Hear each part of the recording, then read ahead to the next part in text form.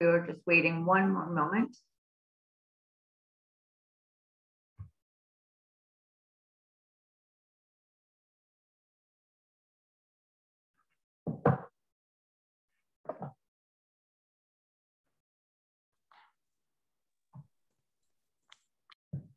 Folks, we will, thanks, recording in progress. Thank you all for being here. Good afternoon. I am Amy Berger, the Assistant Director of the Dallas Regional Office of the American Jewish Committee.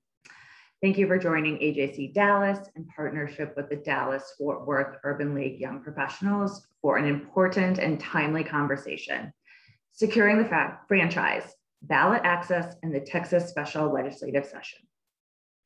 Since its founding in 1906, the American Jewish Committee has been committed to promoting democratic values, pluralism, and civil and human rights. Many of these values, including the issue of enfranchisement, are as aspirational as they are foundational. The fundamental guiding principle is that the government needs to make it simple and easy to vote, and only enact restrictions vital to uphold the sanctity and security of our elections. A national spotlight now shines on Texas as this critical debate on ballot access, voting rights, and election integrity continue in the special session of the legislature. We are honored to have members of the Texas Legislative Black Caucus and the Mexican American Legislative Caucus, as well as the Texas NAACP, to engage in a discussion on the future of these core American democratic values.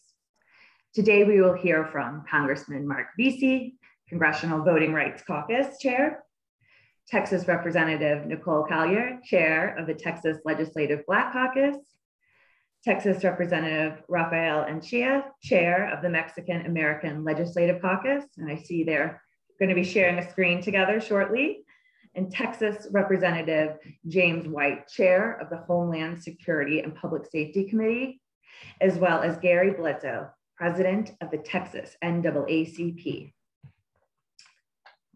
I would like to now turn it over to Joel Schwitzer, Director of AJC Dallas. Actually, I see our partner with the Urban League has signed on, so I'm gonna let them unmute and turn on their video and say some brief words of introduction. Wonderful, thank you. Hello, can y'all hear me now? Yes. All right, thanks, Joe. Thanks, Amy. And thank you guys for this partnership. I'm Trey Talley. I'm president of the Urban League, or the Dallas-Fort Worth Urban League of Greater Dallas Young Professionals. Super excited to be here, super excited to partner up with the groups. If y'all don't know what we do, we're a subsidiary of the National Urban League. So we're the volunteer auxiliary of that. So we go out, we stump the yard, we do the actual work to make sure that we're entrenched and kind of committed to what's going on in the community. So this year we've given over $10,000 just for COVID relief to actual individuals in the form of $250 grants. We partner with different organizations to give money during a winter storm to help people who were rendered basically homeless through the winter storm that we had unusually in Texas. We've helped register over 10,000 people to vote in the midterms and in the general elections. We canvassed over 3,000 doors. So we're out here on the ground doing that work. And we love and we're excited to partner up with you. So anything you need from us, please let us know. But welcome and thank you for having us. Thank you, Trey. And we're really excited that this is our first time partnering with the DFW Urban League Young Professionals, but I hope it's the first of many. We're really thrilled to have the opportunity to partner together today on this important topic. We're also convening this through a coalition that AJC began 2 years ago called the Community of Conscience Coalition, which is a group of, it's a multi-faith, multi-ethnic coalition of civic leaders that functions to amplify and elevate the values of pluralism, mutual respect, and civil discourse. And so it's very fitting that we've got this bipartisan conversation today about voting rights legislation in Texas that's convened by that body. Of course, AJC is a nonpartisan 501c3. We do not endorse nor do we oppose candidates for office or political parties.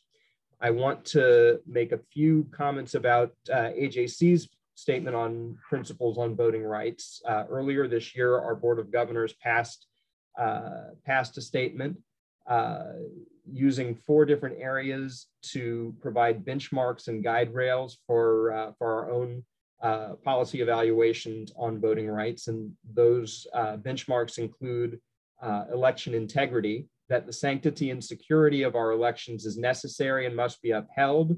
Threats of either fraud or suppression, real or perceived, must be acknowledged and addressed to maintain confidence in the system and in the democratic election process. Access and enfranchisement. Everyone who is eligible to vote should be able to do so without unnecessarily burdensome impediments, fear, or intimidation. Reforms must be taken to ease the voting and registration process to help expand citizen access to the voting booth. Similarly, legislative initiatives whose purpose or effect is the disenfranchisement of voters should be vigorously opposed. Updating protections for minorities.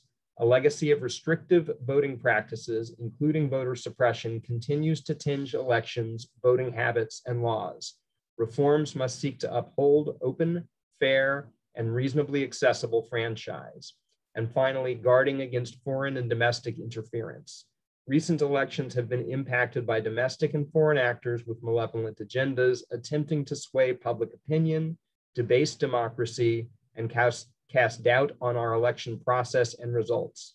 States and the federal government must act to thwart such efforts, invest in voting infrastructure, and employ measures to protect against interference while also ensuring that every vote is counted. So that's AJC's recent statement on voting rights.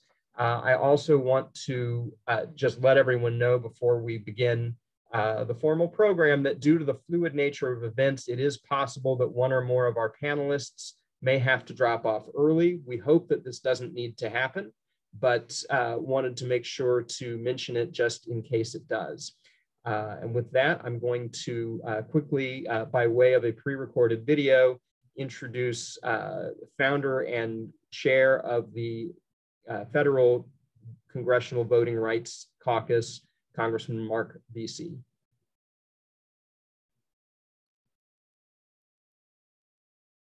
AJC, thank you so much for your commitment to voting and democracy. It reminds me, I'm here this week with Texas state legislators that broke quorum to make sure that everyone has equal access to the ballot. I know that's what you're about, and it's something that we can continue to work on together to make sure that all Americans, regardless of party, regardless of race or religion, have the right to vote in this country.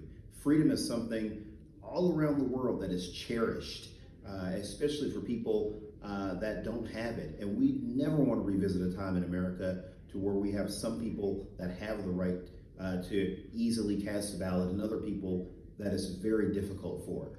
It's just unfathomable that we would ever go back to that. And so we have to continue to fight. So thank you very much for your advocacy. I look forward to working with you in the future and appreciate you raising awareness around this issue with your members.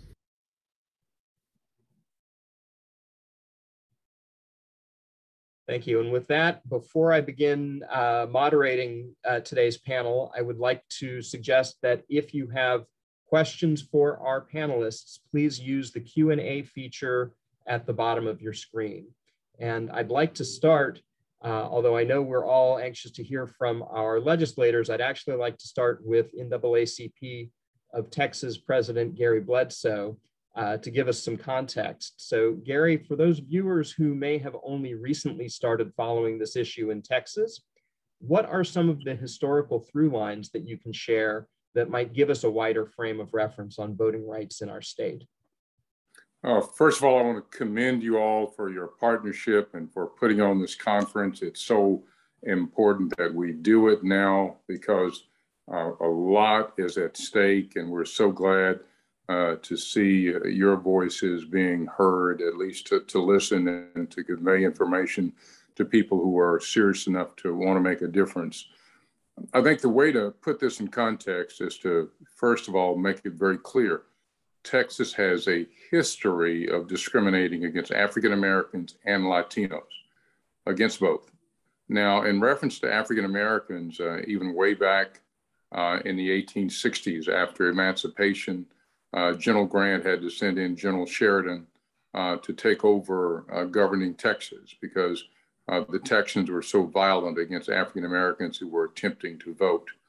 And I think we know about all the laws that Texas passed subsequent to that, the poll taxes, et cetera, and the newly found criminal justice system that was featured in Doug Blackman's book, Slavery by Another Name, to really kind of eliminate Blacks from being able to vote or to participate in the process. We know that through the Reconstruction era, there were a number of Blacks who had ascended to elected positions that were almost all eliminated in the 1890s.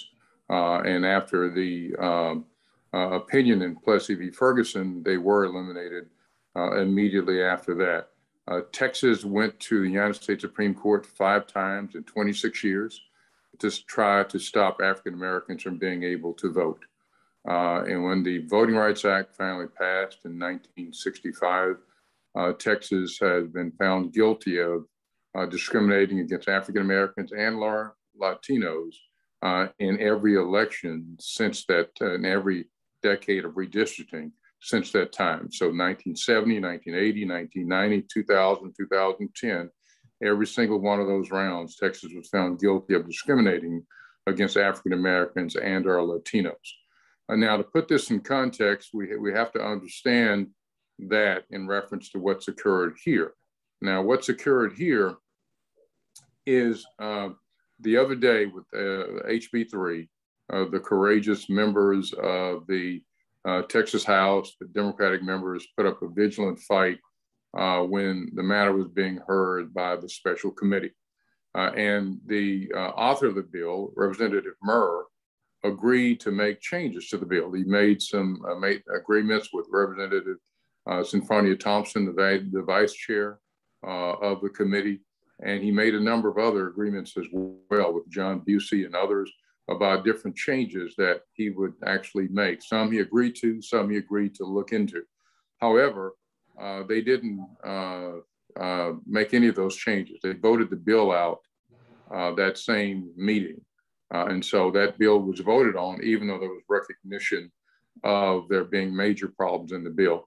And if you look in the context of what happened during the regular session, when the House passed a version that was not good, but a version that may not have caused the legislators to walk out, the Senate took over in the conference process, and they added to the bill 20 pages of provisions that had not gone through a committee, that were not vetted even in the conference committee, that were extremely discriminatory. Even some of the bills, one of the components would allow for judges to veto the decisions of voters in an election, kind of the whole issue we see about the discussion about the big lie. Now, the reason why we're having this in the context, and I'll shut down my comments here, is that, so first of all, we have to recognize that because of the distrust that was engendered by the actions of the conference committee and those that supported their product in the regular session, clearly the legislators were left with no choice but to leave. You know, if you're standing in the middle of a roadway and a dump truck is heading for you, you must get out of the way.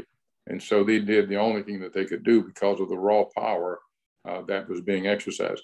Texas was 49.4% adult population, African-American, Latino combined after the last census. Since that time, 80% of Texas growth is Black, Brown, and Asian. And so you can see Texas is an increasingly browning population with an Anglo population or white population of less than 45%. So that's what is behind the motivation behind the bill that the bills that have been proposed, whether it's SB1, HB3, SB7, or HB6. Thank you. Thank you for the the history. It's important context. I'd like to turn to Representative White. This time around, the legislative process is a little bit different because Speaker Phelan announced a select committee on constitutional rights and remedies on which you're serving. He spoke about, during the announcement of this committee, wanting to bring diverse viewpoints together. Talk to us a little about why this process is different from the regular session when we were talking about HB 6 and your impressions on how the forming of this select committee may have achieved its stated goals of broadening the discussion. Thank you so much for that, Joel. Obviously, in a special session, we are in a compressed time schedule, probably about 30 days. I mean, the governor can call us for successive sessions, but it's a 30-day compressed schedule. And just talking with the speaker and the idea that this 15-member committee is primarily comprised of many senior members, some which have chaired committees where we're expecting a lot of these bills to come to us. You know, it's the House Select Committee on Constitutional Rights and Remedies. This past weekend, of course, we had a 23-hour plus hearing on the elections bill. And I have to add this, because I think this needs to be added, because usually, Joel, I like to just first start accountability with myself. Mr. Bledsoe is absolutely right. There were several amendments that were offered in committee by our Democratic colleagues. All were not taken up by the committee. They were voted down. But there were two, and I'm talking about myself now, right? There were two that I had an extreme interest in. One involved the amendment from Representative Sinfronia Thompson. Chairwoman Thompson had an amendment that addressed what many of us saw were some enhanced penalties in the bill regarding elections and voting. I'm very sensitive to that. We don't want anybody, you know, because they, you know, failed to cross a T or something, right, to be penalized, you know, as such. So, but when I read through some of her amendments, it seemed like some of them dealt with actual election officers, okay? And I think if you're an election officer, you're probably held at a higher standard. There was another one by Representative Niave, which I voted for. I believe I was the only Republican on that committee that crossed party lines to vote for an amendment. And her amendment was simple. It was common sense. It was just to say, hey, look, we passed this bill. It becomes law.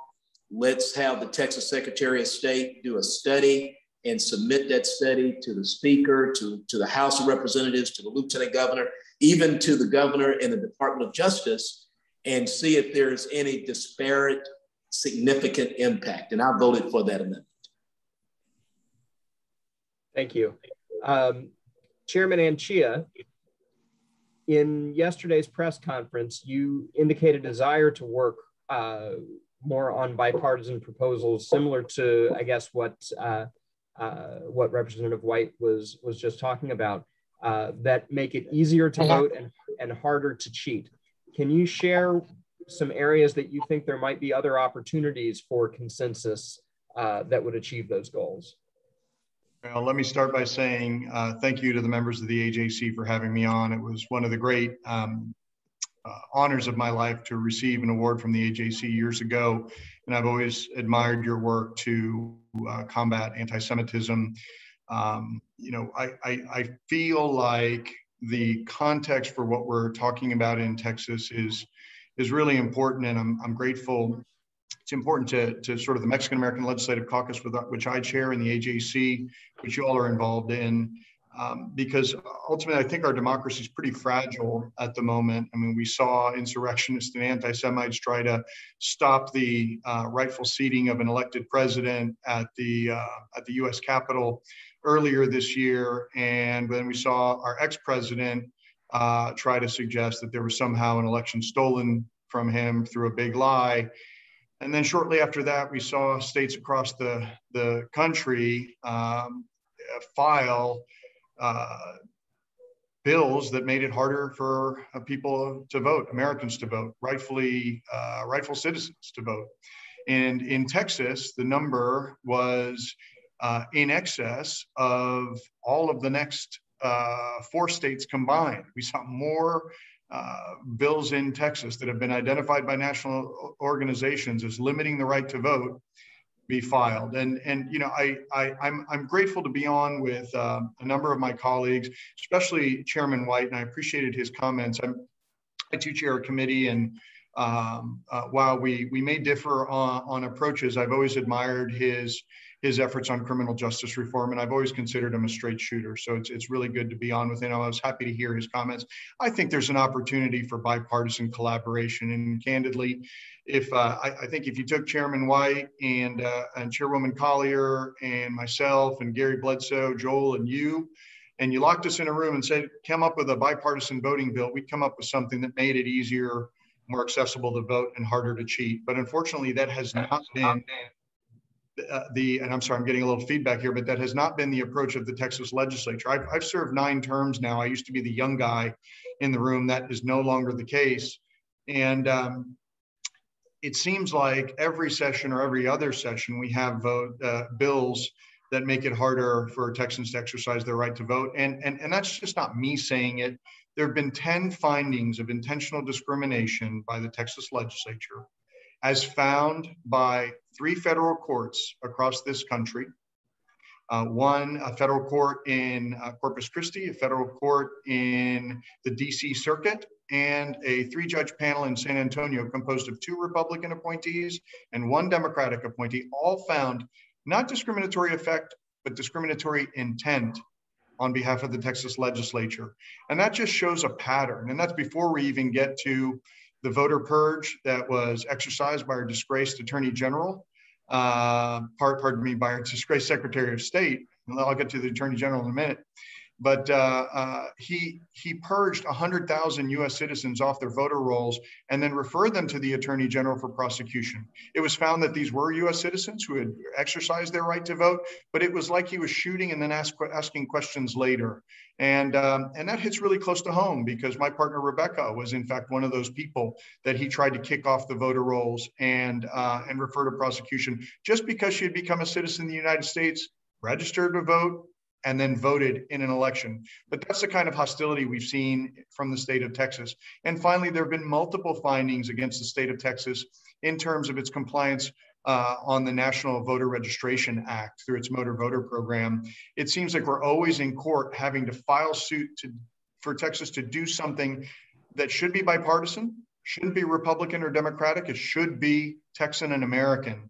And my parents are immigrants to this country. My mother came from a country where there was one-party rule for 70 years, and that's Mexico. My father came from an absolute fascist dictatorship in Spain after the Spanish Civil War. And so I take voting rights seriously, and I love America, and I love Texas. I think Texas is the greatest state in the union. And the reason my colleague, Chairwoman Collier, and I broke quorum is because we felt compelled in our constitutional duty to protect voting rights. There was no other choice. We regrettably have tried to offer up bipartisan solutions, and those have been shot down. And I will make a point about the first quorum break during the regular session, and Gary Bledsoe pointed this out.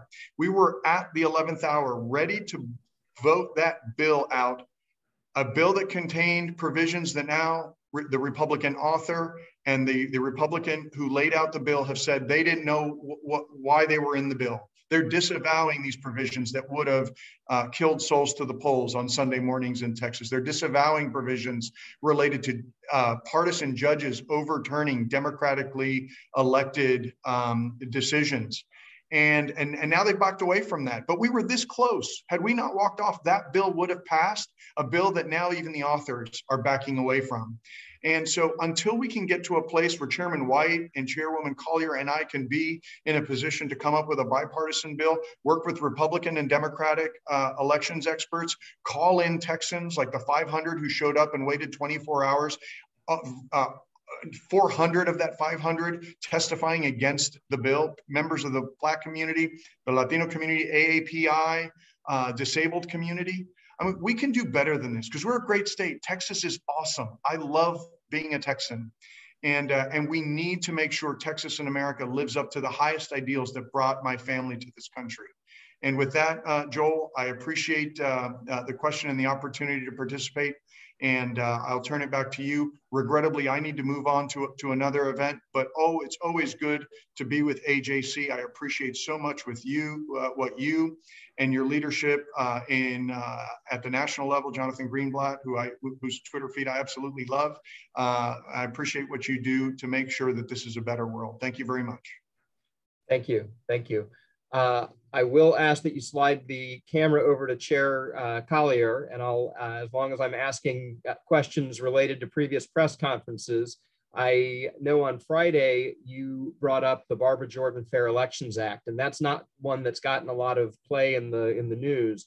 Can you talk a little bit more about that and what it would do and what its prospects are for passing here in the special session?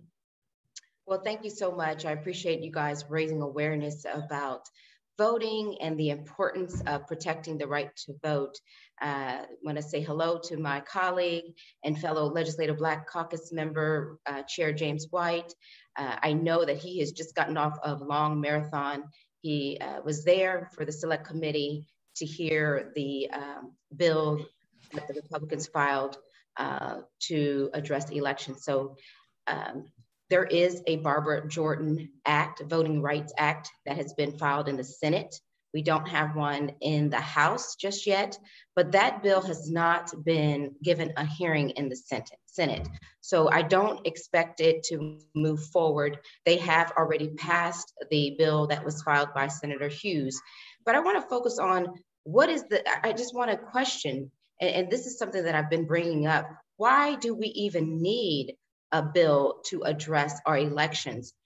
This Republican appointed Secretary of State, she did confirm that there was no incident of election fraud at that hearing, the select hearing. The Secretary of State's office confirmed that there were no incidents of election fraud raised from that last election. So what are we doing? What is the solution the problem that Texas is trying to solve?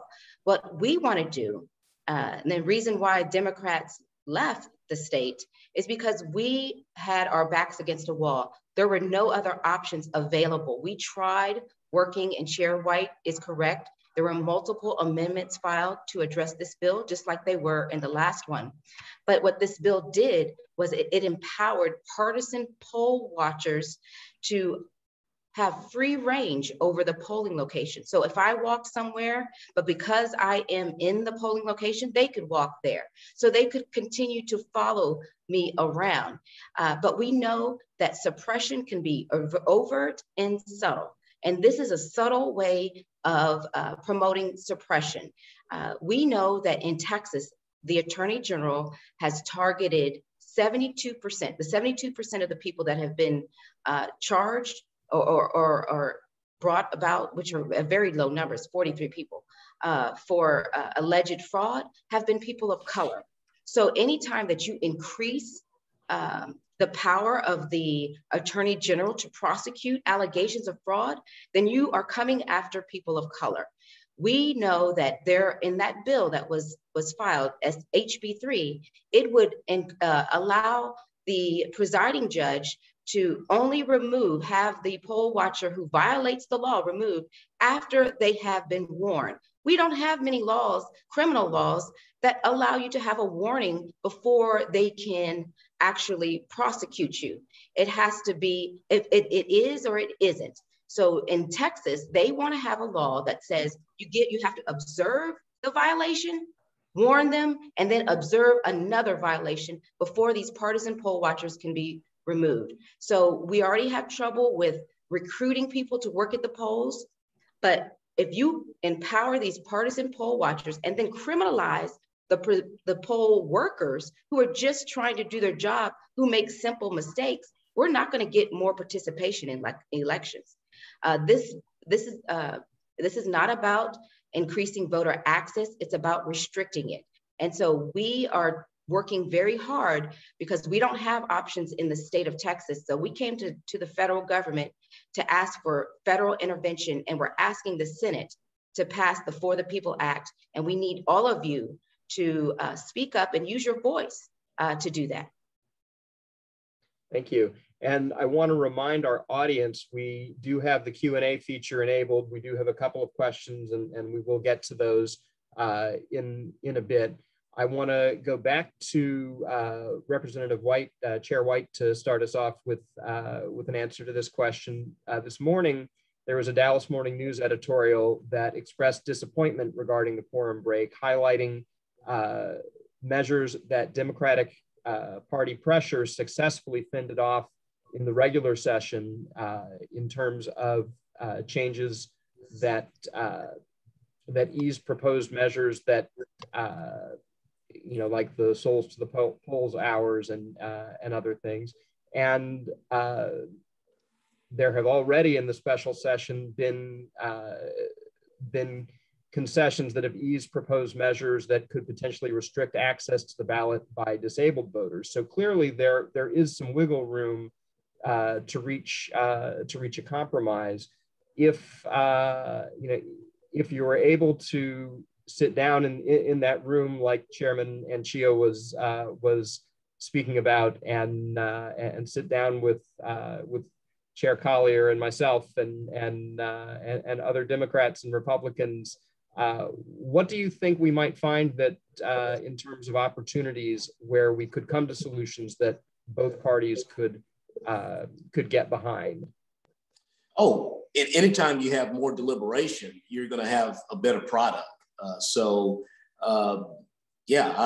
think we in every piece of legislation always needs, I would say, a little bit more tune-up, right, Joel? So look, I'm looking forward to that, and having that deliberation and having that discussion.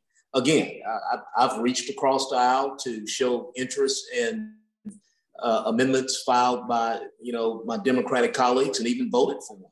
Okay, as a veteran, and knowing that many of my fellow veterans are disabled, I think we should continue to look at that scenario to make sure that we're not disenfranchising our disabled Texans.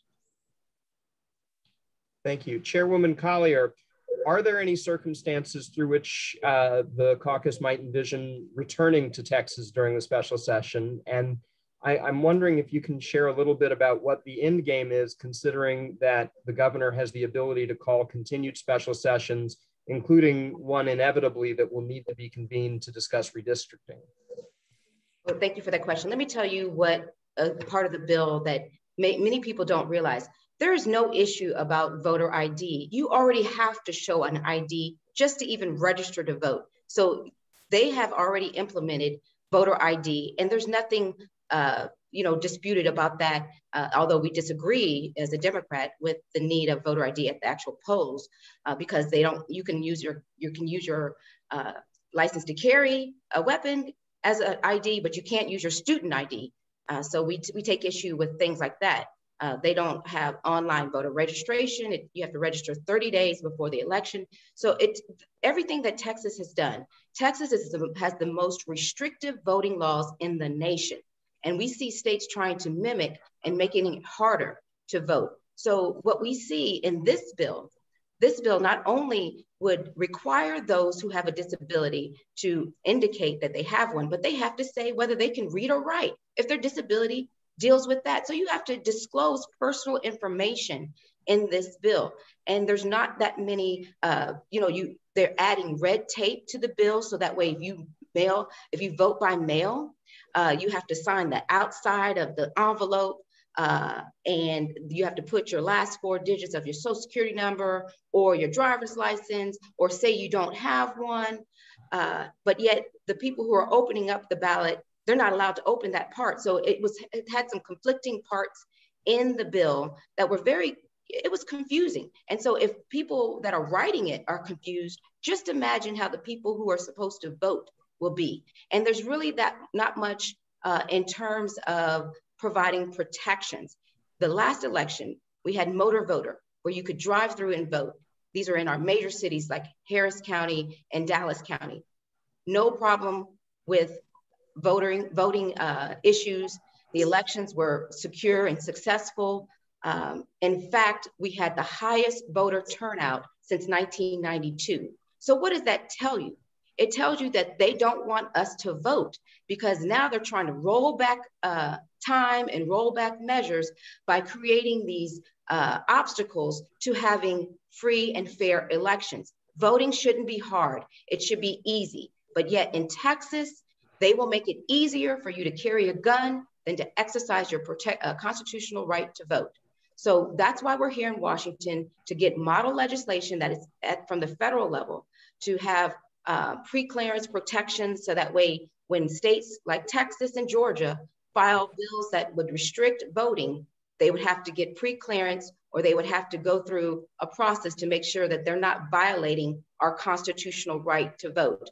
So that's what we're here for. The special session is set to end August 7th.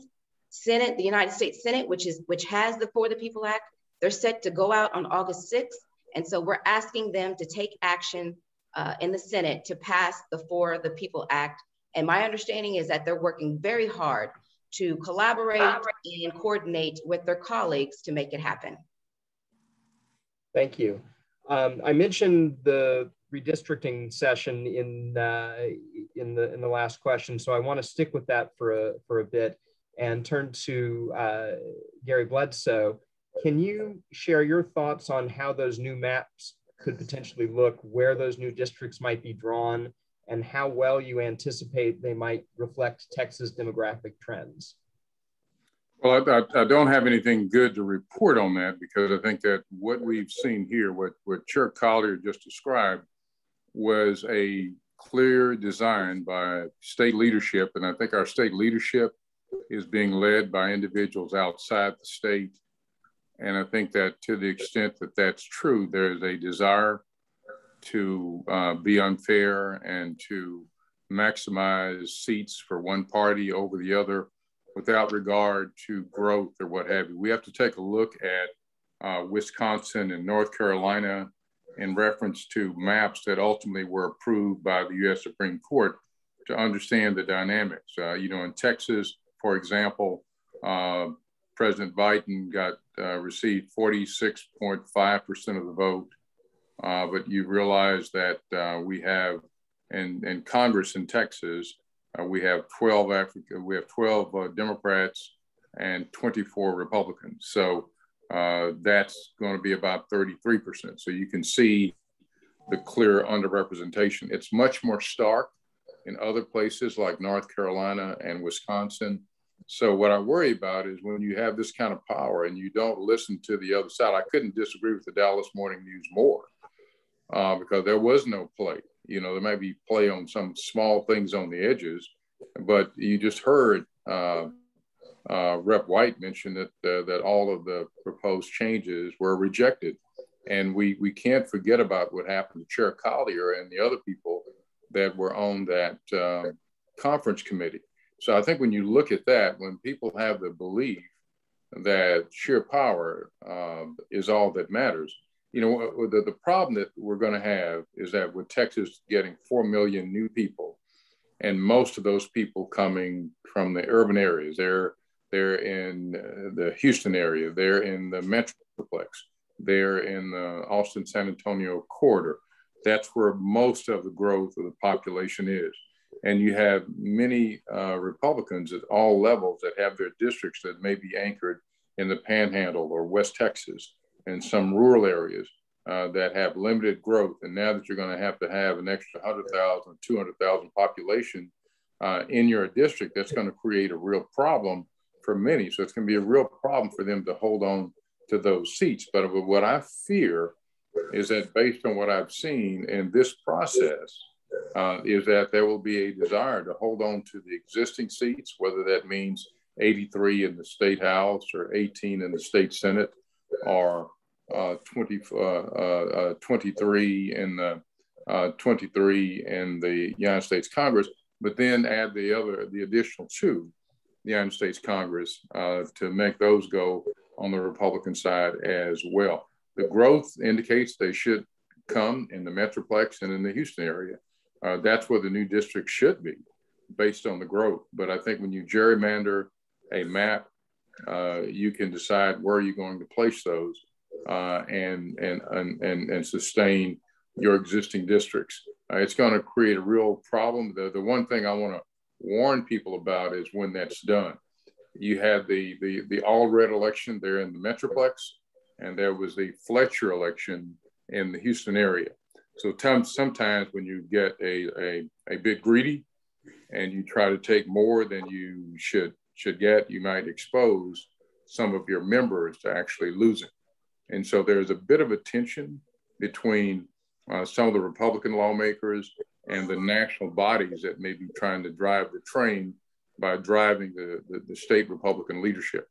Because I think the individual Republican members would have their first priority as being elected themselves, but if they don't have influence in the map, last time, sadly, they tried to redistrict out Representative White, his own party did. And he had to go in the district anchored in a different area, and he still won. He shocked people. But that shows the kind of how resourceful he is. But that can happen.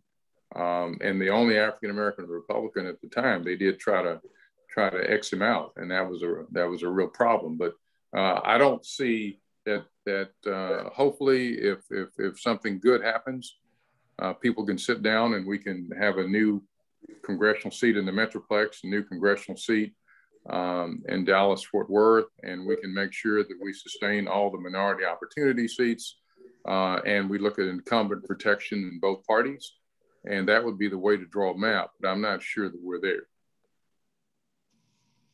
Thank you.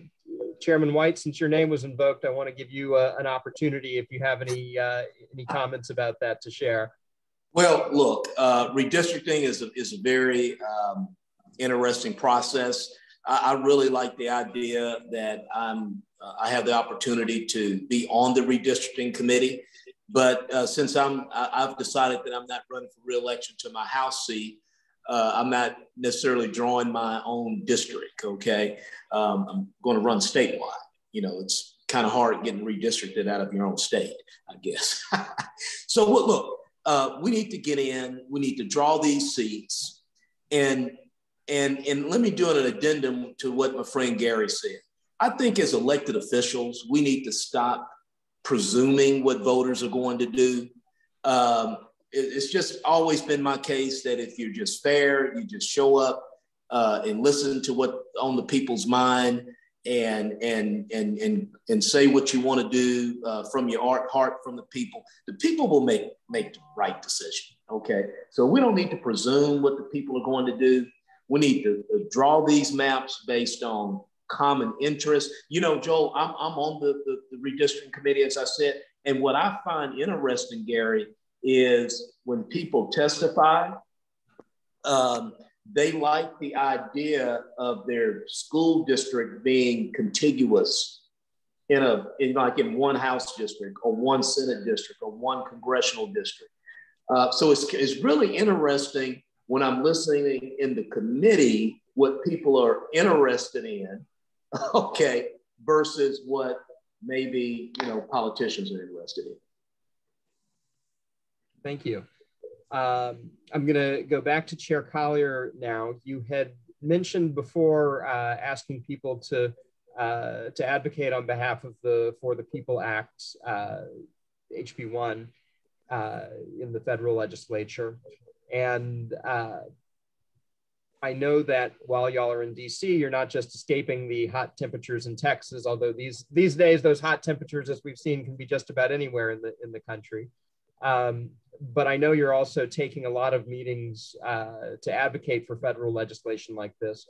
What can you share with us from those meetings, and have you noticed any changes or evolutions in what you've heard since you were in DC under similar circumstances last month? So this morning we met with Senators Klobuchar, Warnock, and Merkley. Merkley is the senator who filed the For the People Act, and he, they continue to move forward. The conversations are still happening. You know, when people are still at the table, that's always important to move the conversation forward. They're not at the stalemate that we were at in Austin. So luckily, there is movement in the Senate, but we had no movement. Literally, everything that we threw out there was rejected. So we didn't have the opportunity that the Senate has, and that's to protect all America and protect their right to vote by providing model legislation that can, save and preserve our democracy. So, you know, we're meeting with people. We have more meetings. In fact, I've got to get off to take another meeting. We're continuing the conversation. We had colleagues that just went to go speak to Senator Cornyn and Senator Cruz. And I'm told that Cruz said he wished they would just go home. Not Cruz, Cornyn said that he wished they would go home, and Cruz was actually cordial. So, they don't seem like they're willing to move the needle forward, but we're going to keep pressing on to make sure. And I'm so sorry, I got to get off because I was just asked to go. But thank you guys. No, as I said, I know things are a little fluid. Thank you so much for joining us this afternoon. All right, thank you, and good to see you, Chair White. Thank you. All right, bye-bye. So I will try to, as best I can, direct some of the questions that have been asked of some of our Democratic legislators, and I hope, Gary, perhaps you can stand in and provide some perspectives. We have a question here, actually a couple similarly worded. Without making assumptions about motives, can someone provide specific points in the bill that are more restrictive than the law that existed in 2018? Going back to 2018, recognizing that last year's election had to incorporate a great many exceptions because of the pandemic. Well, yes, there's a lot that has changed. There is a mechanism where if you, for some reason, are disqualified for jury service or what have you, and you are not a citizen or what have you, that your matter be for investigation. It seems to be somewhat intimidating for the variety of ways that are in the bill that could disqualify someone's voter registration and lead for the matter being referred to the Attorney General. And let me restate what I indicated and what Chair Collier did earlier. The Attorney General's election group, out of the people they have prosecuted for election crimes, I think 72% of them were African-American and Latino. That's clearly a disproportionate number, and it shows an inappropriate focus of that group or that entity. Another thing that is done that affects the pre-election voting process is as the criminalization of actually GOTV campaigns. So if a church, a synagogue, a mosque, or what have you, is trying to get individuals out to vote, and you offer lunch or a $20 stipend for people for their trouble, they all of a sudden will be committing a crime. If they ask any voter to vote for a specific person, if you have someone at your church or synagogue or mosque that's running, you may want to push that person. So it's going to greatly change how election campaigns are undertaken because of the criminalization of get out the vote activities. You know, there's the issue with early voting and the limitations on early voting that advantage rural areas. They have come up with this idea that there should be uniformity, but it's absurd to have uniformity. You have Loving County with less than 500 people, and you have Harris County with almost 4 million people. I think that's just a means to be able to discriminate, to claim that you need uniformity. The people who vote at the late hours of the night, or the early morning hours of the day, those are African American and Latinos primarily. So that's going to disadvantage them. It's women who chose to do the drive-through voting. There was nothing in the state law that would prohibit drive-through voting, but now we can't do that anymore. Another thing that is required is if you're going to get a mail-in ballot, you could just all you had to do before was check a form saying you had a disability or whatever, and then you needed to vote absentee or a mail-in ballot. Now you've got to disclose what the reason is. And if you get assistance in voting, you've got to inform the individual who assists you in voting of what that reason is. And they could be questioned on that. So I think that may have a real chilling effect on people wanting to help disabled voters. And to me, it's so inappropriate the way that the way the bill is written, that if a poll watcher wants to listen to someone have a conversation, a voter who needs assistance, they have a right to do that. And I don't think you do. It may be very private. You may not want the world to know what your problem is, but they now have this superior right to know and can just come in and invade private conversations. I think, and so the way they mistreat all voters that need assistance is truly problematic. Another thing that is very clear to us, let's take example of the Hervis Rogers, the gentleman who had a news conference or whatever, was at least gave an interview to the media after he'd waited 6-7 hours in line at Texas Southern in order to be able to vote, thinking that he could vote, but he was 3 months before being eligible to vote because he was still 3 months left on paper. In Texas, if you're a felon, you can vote when you're off paper, but he wasn't off paper yet. And so he thought he'd done everything well and all that. And so he just got hit with a $100,000 bail up in Montgomery County, and it was a $100,000 cash bail. So you can see the big issue with that. So what we see in this law, whether it's HB 3 or SB 1, there's all these new, and that's one thing Rep. White said he had a problem with. You have all these new criminal laws. They want to criminalize everything. If you make a mistake, they say there's one in there that is just truly incredible. It was in there during the regular session as well. It says if you vary from a procedure, a custom, or policy that is required by law. Now, how is an individual registrar as someone or election judge going to know what's required by law? That's really a legal question, right? But that's the new law that's being put into place that you have to comply with. And so when you look at the Hervis Rogers case, where a man does something in Harris County, but the attorney general goes to Montgomery County, just as though like you had the African-American sheriff, instead of going to Jefferson County, they went to Chambers County and got her indicted. Okay, this provision in the election code that I feel is unconstitutional, that allows you to go to neighboring counties. Once you put all these new laws into place, it doesn't matter that you're in Harris County or Dallas County, because you have people that will respect you that are running the DA's offices.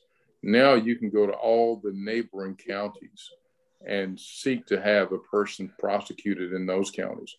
So I think we need to understand that with the innumerable criminal laws that are involved here, that the whole intent and design was to have more Crystal Masons or more Hervis Rogers so that you can intimidate Black and brown people from voting. We look at the sordid history in Tarrant County, where you had all the Hispanic females that were prosecuted, and you had Crystal Mason. So there's a whole lot that's different. That's not everything there. That's just some of it, but I know we've got more questions, or you probably have questions for Chair White. But let me just say, this is more than your garden variety voter suppression. This is this is governance changing. Thank you. I do see that Chair White actually has his hand raised, so I'm going to let him respond.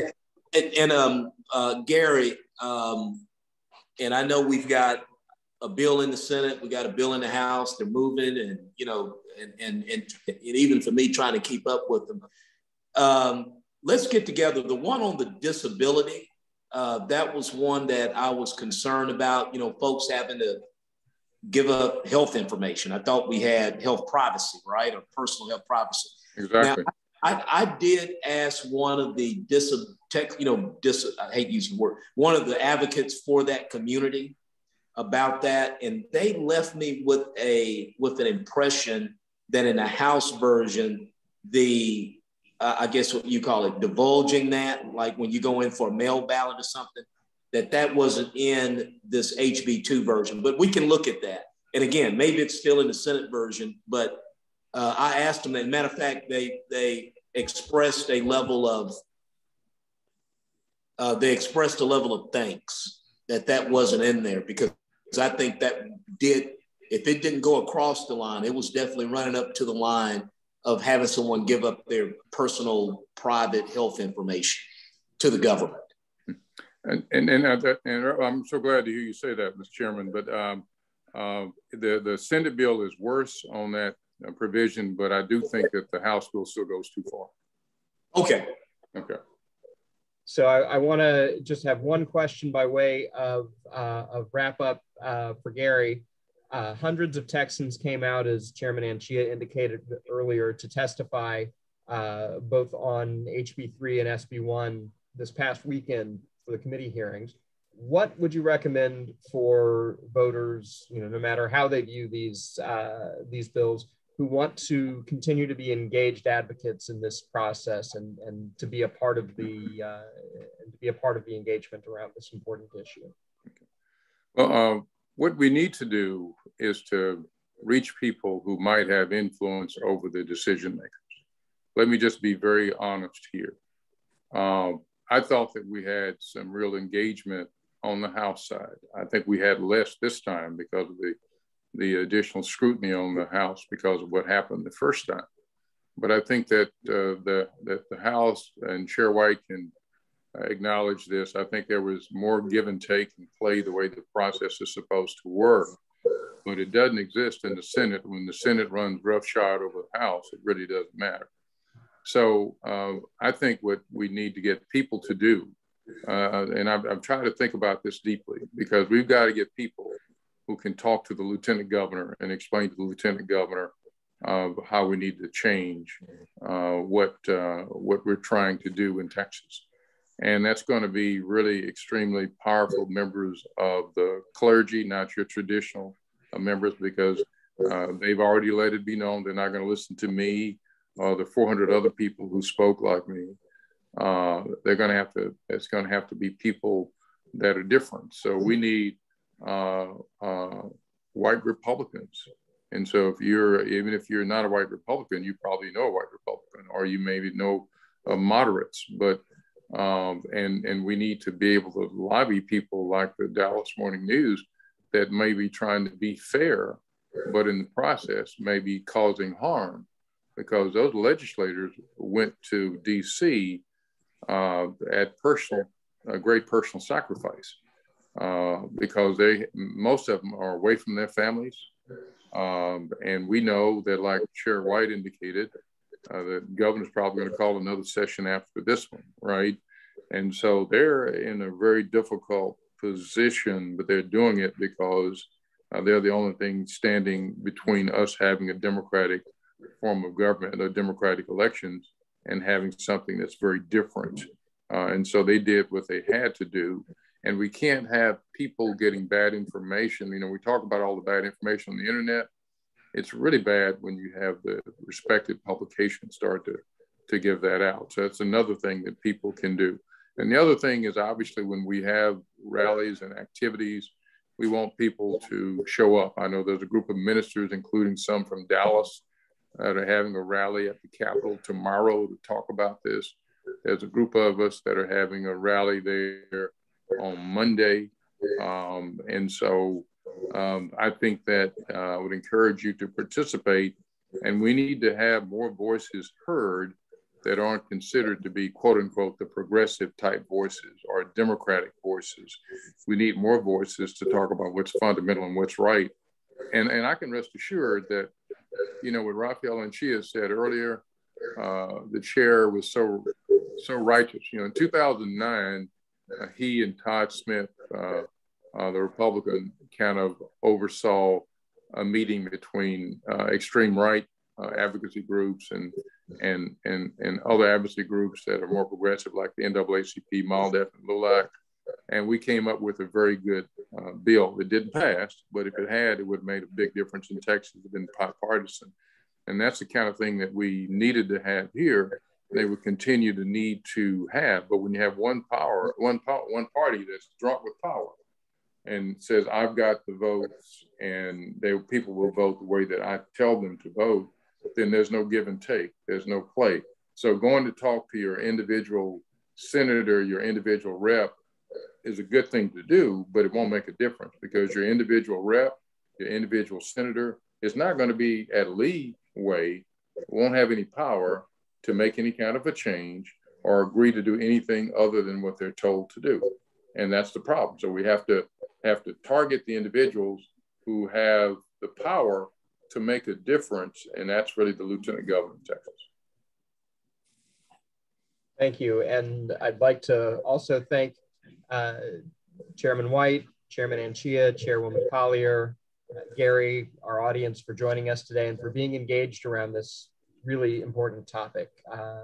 Really thrilled to be able to convene people through our community of conscience and in partnership with the Dallas-Fort Worth Urban League Young Professionals.